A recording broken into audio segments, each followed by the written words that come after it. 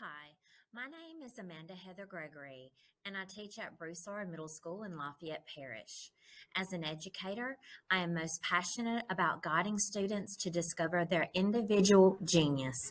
In each lesson, I try to take time to validate student answers, even if it's not necessarily a correct answer, because I believe this builds their self confidence as well as allows for the opportunity to correct student misconceptions. In this teaching video, you will see students in the 7th grade working through the guidebook's curriculum in Unit 2, Lesson 20, which teaches students to find central ideas in a nonfiction text and then connect those ideas across different texts and to the unit's essential questions.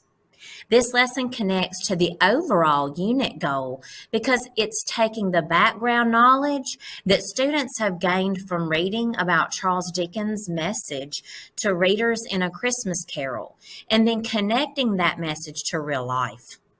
This is an important lesson because the unit goal states students express their understanding by exploring how literature resonates with readers and has staying power, becoming part of our language, culture, and moral code.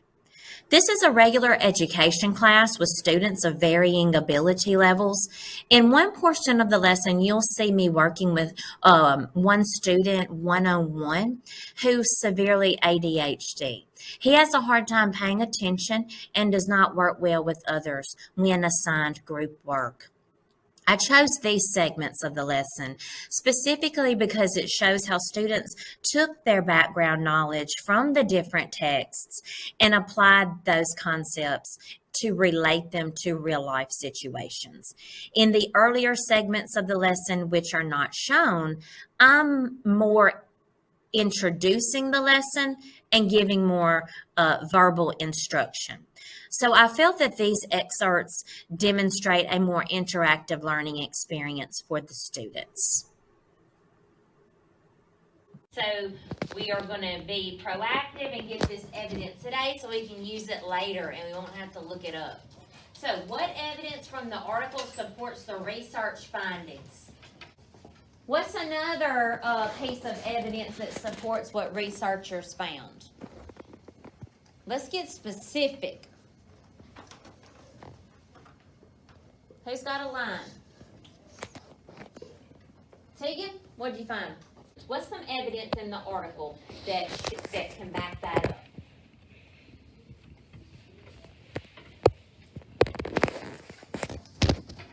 While most people were generally happy with the purchase, regardless of what it was, those who wrote about experience tend to show a higher satisfaction at the time and after the experience had passed. What line is that? 35 and 36. Great. Even after their experience had passed, they still showed a higher level of satisfaction. Noah? So 52 to 54, experts also point out that people are less conscious when comparing experiences than they are about possessions. It will probably bother you that your friend's home theater is better than yours than if your friend saw more sights on her South Seas vacation. Okay, so experts also point out, so here's another point that they're trying to make. That's a good transition that helps us see there's more evidence there. How do the central ideas we just saw today about experiences over possessions relate to what Scrooge learns about in A Christmas Carol? Talk to your group. You have about 5 minutes to talk and write something down in your answer box. All right, what experience are y'all talking about? Like Scrooge stopped just completely focusing about money, possessions, and start focusing more on having life experiences. Okay, so also did he learn That is from? also capable of sharing with people who are less, who have less possessions. So where is an experience that he learned this in? Like watching the Cratchit family. Okay, I even said that one. Good job. What'd you put? possession more than how He learns how to cherish the little moments. So what part from the story did he learn how to cherish a little moment? When the spirit started attacking him and showing him what could happen in the future. Where did he have an experience? With Tiny Tim, he saw his own death. Yes, but did he enjoy that? No, So where's an experience in the book where he said he did enjoy it? That he learned from? Noah, focus. it was at the end when he finds out he's alive. Look up there. Let's look at our anchor chart. Day 3. Did he go to some experiences there? Where did he have some experiences? There you go. Dad, it's not an enjoyable experience, is it? So where did he... The family gathering. Okay, so what was the family gathering? What was it? No, No, you're not. Fred? yeah, Fred. I'm like, What? Okay, so how did he change during Fred's family gathering? he asked if he could join. He wanted to be part of it. So there you go. So you already had that. He can experience and cherish the little moments. Yes. Now explain the part about Fred that you just said. So what is something that happened to him in the book that shows us he learned that? Okay, tell me one thing that one of the ghosts did that helped him learn that.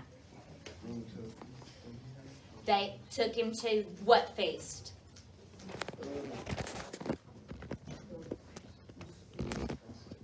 He took him to 2.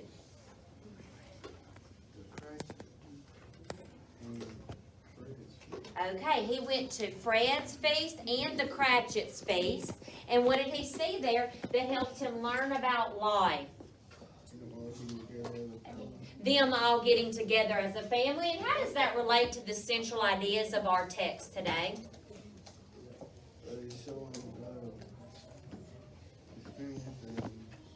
That experiences, I couldn't hear the second part.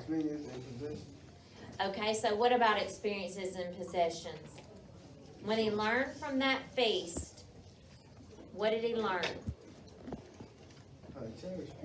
How to cherish people. Good job, good job. Okay, next slide. Oh, Gabriel?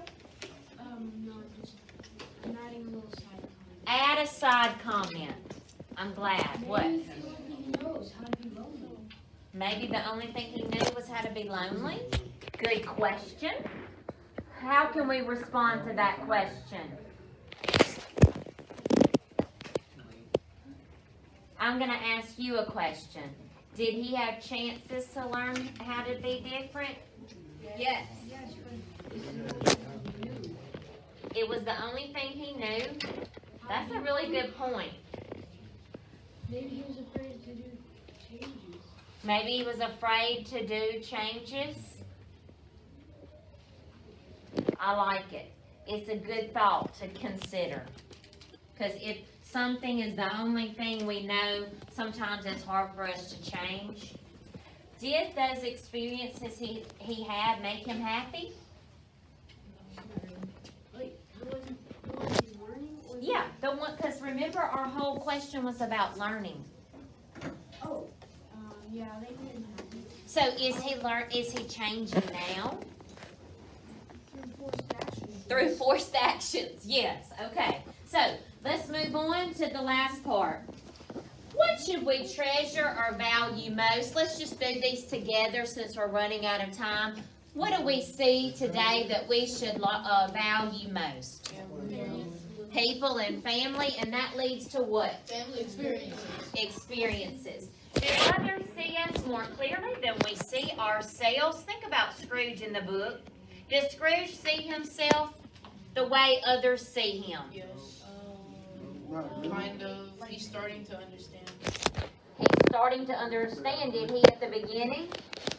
So sometimes you think that can be true in real life, that we may look a certain way to people and they may see us and our actions more clearly than we do.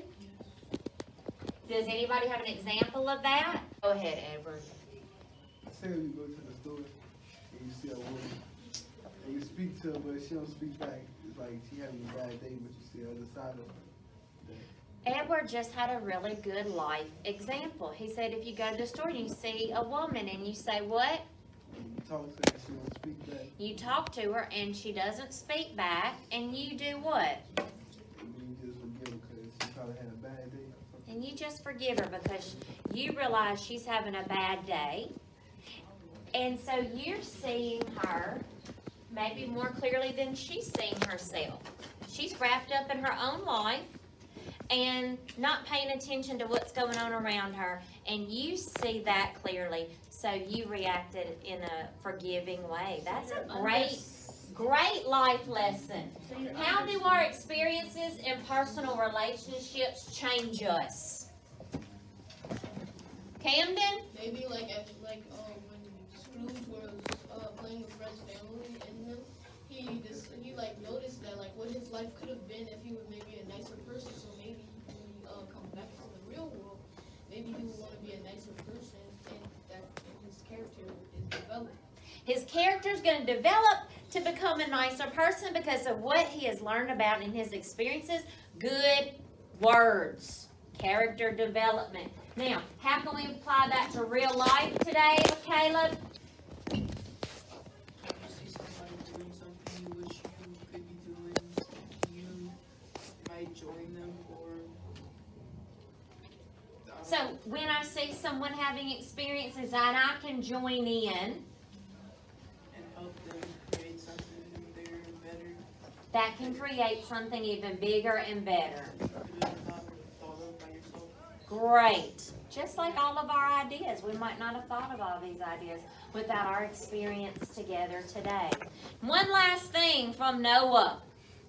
Another thing to go on what Caleb was saying about shared Great. experiences. It was like if you were to buy an extra ticket and share an experience of watching a movie with a friend. So sharing experiences is great, but also I can buy a possession and give it to someone.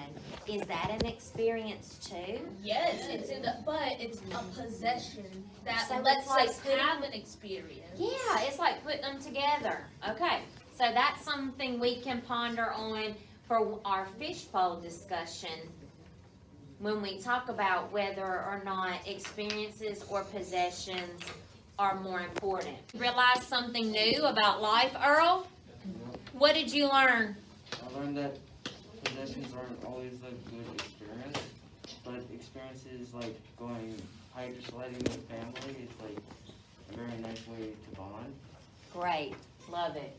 So you summarized an informational article and you evaluated evidence, which is the highest form of learning, and you connected ideas across text.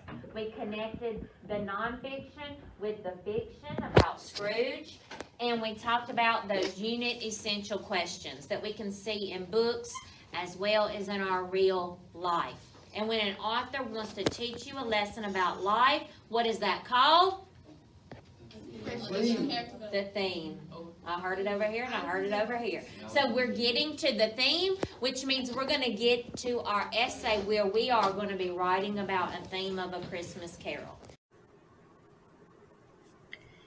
It was clear in the lesson objectives that they were met by analyzing student responses informally in class and later on the graphic organizer used as a formative assessment. Since this lesson, I've been using Nearpod, which gives students access to classmates' responses in a timely manner in order to evaluate their own thinking, which I believe helps them retain information better than just reviewing each person's answer orally. This lesson just didn't tend to fit that style or format in a manner that would allow us to get through the lesson in one period of the day in order to use time efficiently. After this teaching segment, students were prepared to take the concepts learned and create claims, find evidence from the text, and support explanations for that evidence. Breaking up this lesson in this way helped the students be more prepared to write CER responses, which developed further proficiency in their writing skills. Students were also able to take those responses and conduct a fishbowl discussion, expressing their views on the topic. Do experiences or possessions make people happier? Which definitely supports the goal of the unit in creating positive moral codes within our future citizens.